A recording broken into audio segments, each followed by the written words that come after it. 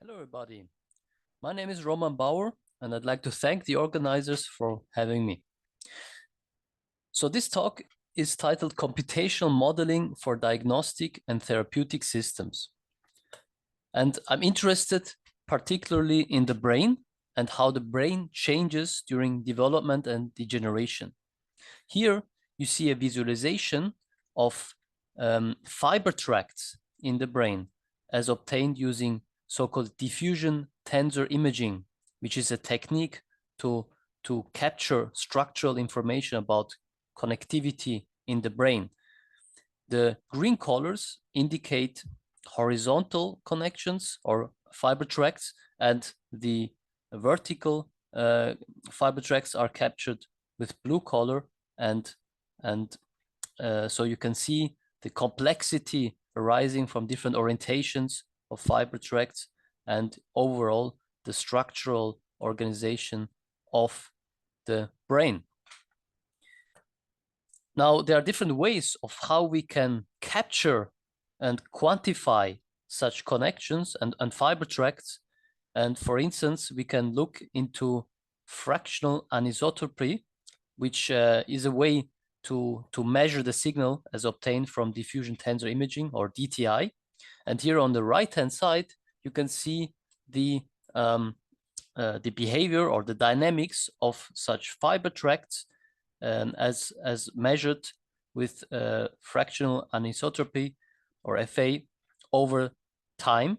This is a study where people have shown that there's a strong consistency across different individuals. So this is a study where people have looked at different individuals at different ages, and you can clearly see that there is a consistent decrease with age in the strength of those fiber tracts, and this is true for both male and female individuals. So this is one way to essentially better understand how the brain changes over time by looking at such a relatively large cohort of individuals. But then there are also other ways to measure the brain structure and the fiber tracts. And I would like to present here one of the studies where I also contributed to, where we looked at DTI-derived networks from the brain. And essentially the step-by-step process to quantify such fiber tracts and formulate models of such connectivity goes as follows. We can first look at the different areas of the brain. We can parcellate the anatomical structure of the brain, and then we can also look with diffusion tensor imaging into how those brain areas are connected with one another, or we can infer likely connectivity using mathematical techniques. And then we can also create a graph from those brain fiber tracts in order to see, can we observe what is the connectivity and what are the non-random features of those connectivity profiles. And so this is essentially a way to make sense out of the connectivity, to formulate models and to analyze the overall structure of brain connectivity. And as I mentioned here, we have looked into such a formalism to create a model of brain network changes over time in normal aging as well as in Alzheimer's disease progression. And this was published a few years ago. And the approach we took here is we essentially created a machine learning based analysis of brain graphs from healthy individuals and from individuals with Alzheimer's disease. And then we looked into using machine learning techniques to see if we can create a predictive model of how those brain structures will progress and whether they will end up with Alzheimer's disease later on. And in order to achieve this, we created a model that changes, that captures changes over time. So you can see here that we have had 15 stages, which roughly refer to 15 years over time, because we know that Alzheimer's disease is a disease that takes quite a long time to express itself also later on symptomatically.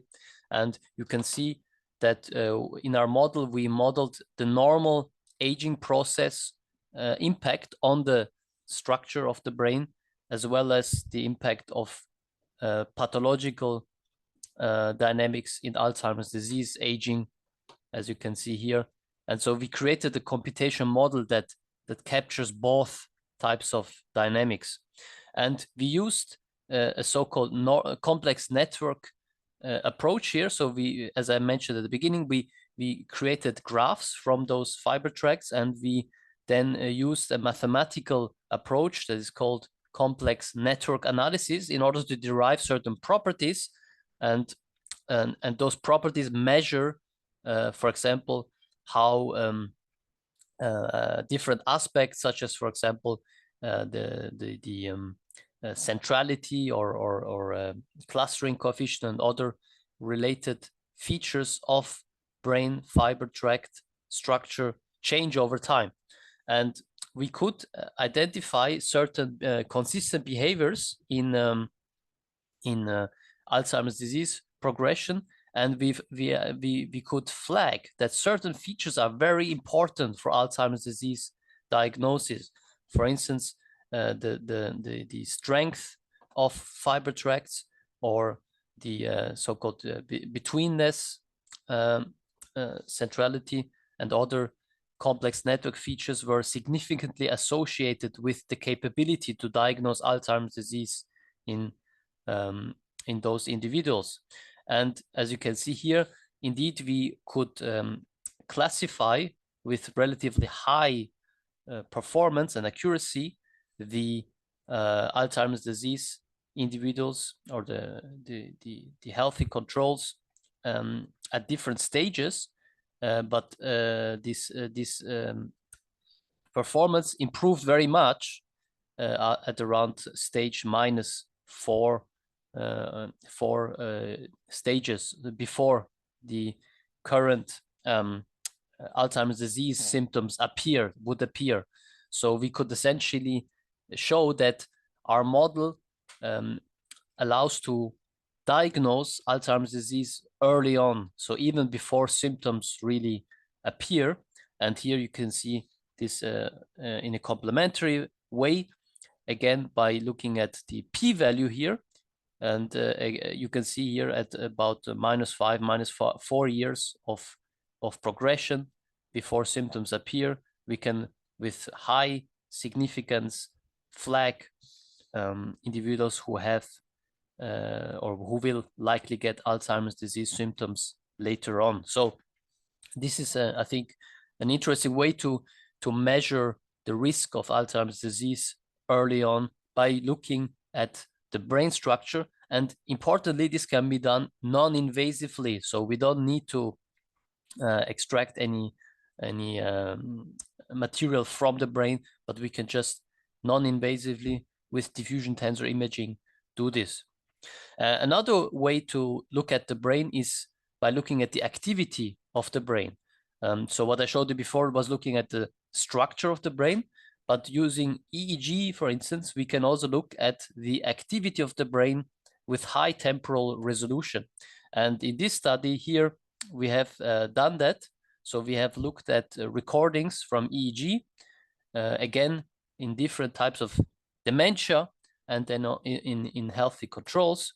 And as you can see here on the left-hand side, healthy controls have a ratio between eyes closed and eyes open EEG features that is very different from this ratio in Alzheimer's disease subjects. And this was one of the I think first times where we have looked at where people have looked at the ratio between eyes closed and eyes open EEG patterns, because usually people look at eyes closed or eyes open only, but we discovered that by looking at the ratio, so the difference between those two types of activities, we could actually get a lot of information about the health of the brain. And this is an interesting approach because it is in a way also personalized, right? You can look at this ratio for each individual separately, or individual specifically, and this allows to have a personalized biomarker, and that's what we did in this study here, to reliably, again, differentiate healthy controls from other types of neurological conditions. As you can see here, for example, the accuracy of healthy control versus non-healthy was relatively high at 87%.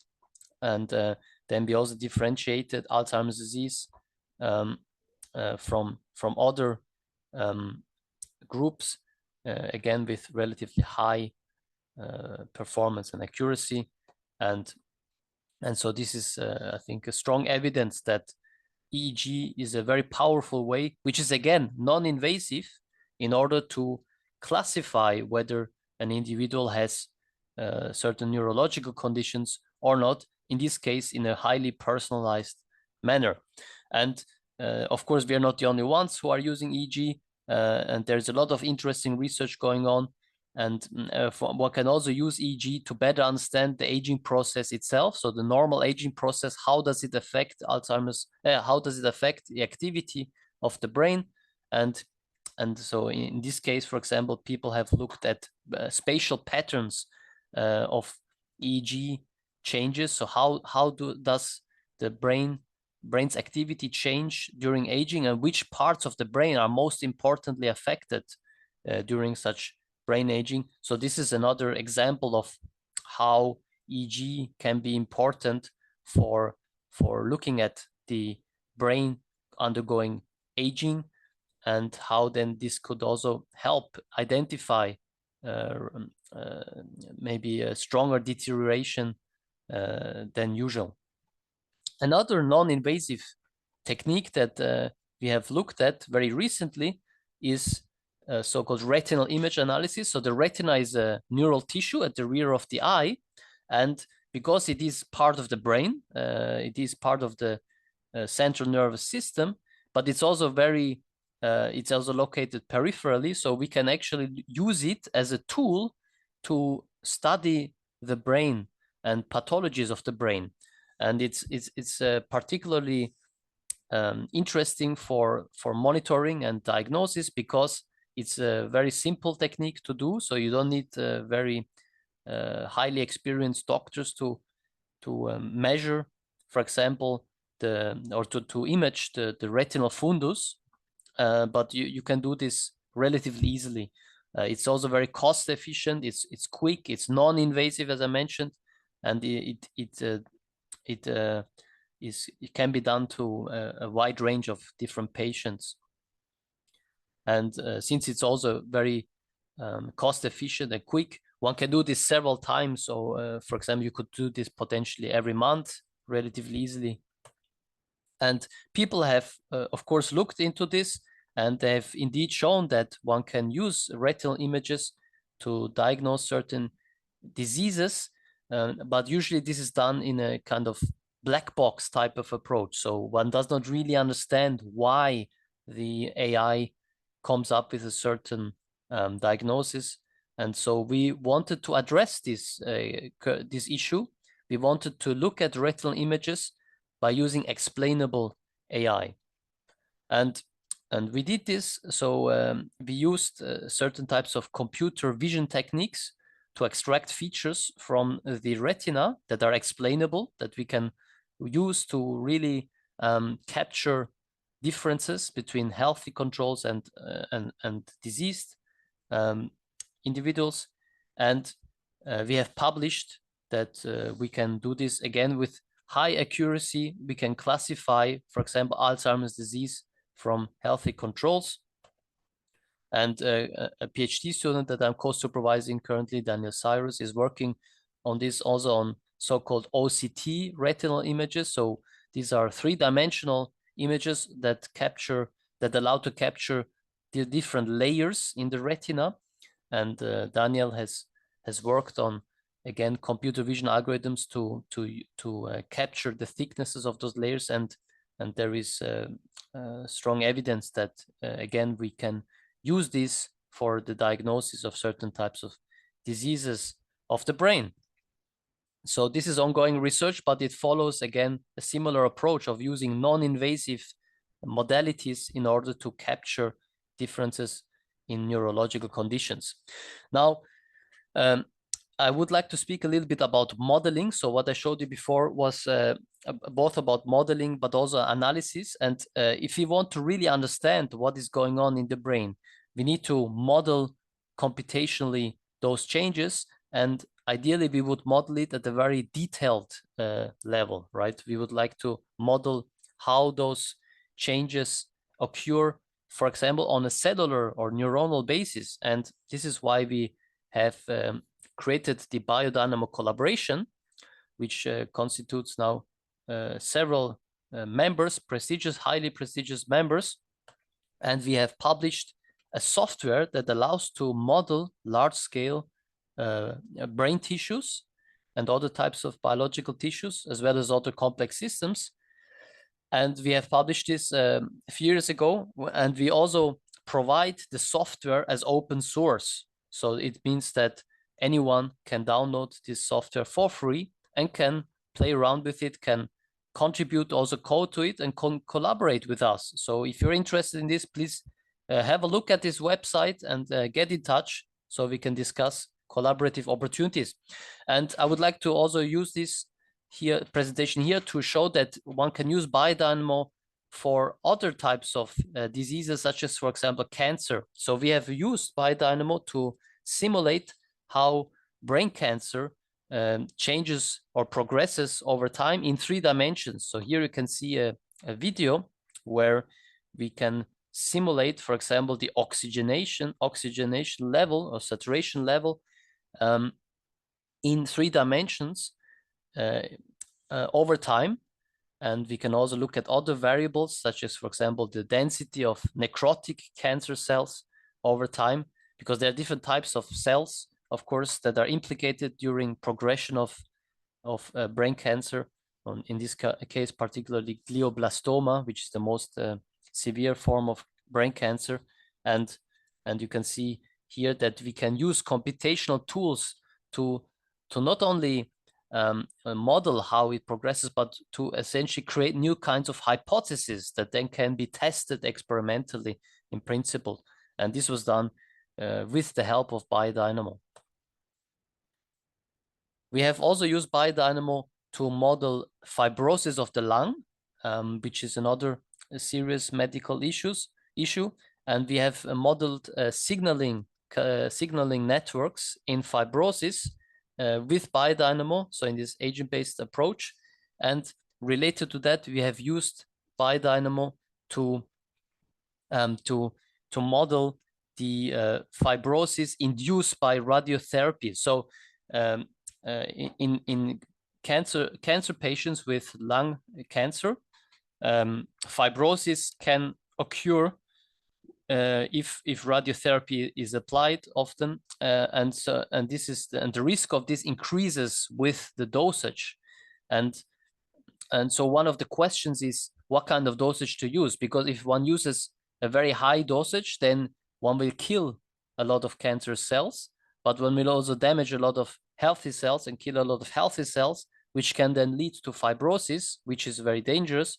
And so but then if one doesn't use a high dosage, then one will not affect the cancer significantly. And so there is a balance to be identified, and computational methods can help find such a balance and to optimize the dosage.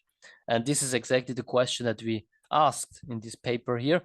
And we could show that with biodynamo we can reproduce other mathematically derived changes that indicate fibrosis in the lung, As you can see here, we have very good agreement between the biodynamo experiments in black and an analytical model in red.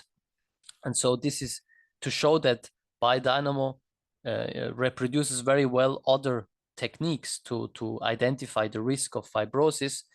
And then we also took this further, and we recently published a paper where we show that biodynamo can be used to model the radiation-induced fibrosis even on a tissue scale. So what we did here is we interfaced biodynamo. So biodynamo is an agent-based model, and we interface it with another model, a Monte Carlo model that predicts the radiation-induced damage to individual cells. But by using biodynamo, we could scale up this to an entire tissue level model. And so we can very accurately now predict whether a certain dosage and at what risk this will induce radiation-induced fibrosis, and so we use this model to quantify the impact of radiotherapy in lung cancer with regards to fibrosis. And again, you can see here a very good agreement between biodynamo's predictions and, in this case, experimental measurements. You can see here the dashed lines and the solid lines agree very well for different types of radiotherapy. And so this is essentially strong evidence that an agent-based model that is interfaced with a Monte Carlo model can be used to predict the impact of radiotherapy with regards to fibrosis in lung cancer. And this was recently nominated and selected as one of the top 10 breakthroughs of the year in physics by Physics World. And so this is another recent thing that happened that shows that this kind of simulation can be really important, both from a computational perspective, but also from a biomedical perspective. And so I would like to conclude or to summarize that I've shown now several pieces of our own work and other people's work that show that computational modeling can serve as a framework to capture dynamics of brain connectivity in disease progression, but also that computational models can be used to model large-scale tissues, for example, of the brain or of the lung, for instance, which then has a lot of biomedical relevance. And we also used biodynamo to model the progression of cancer, and in particular brain cancer over time, which then can be used to come up with ways to treat brain cancer better in principle.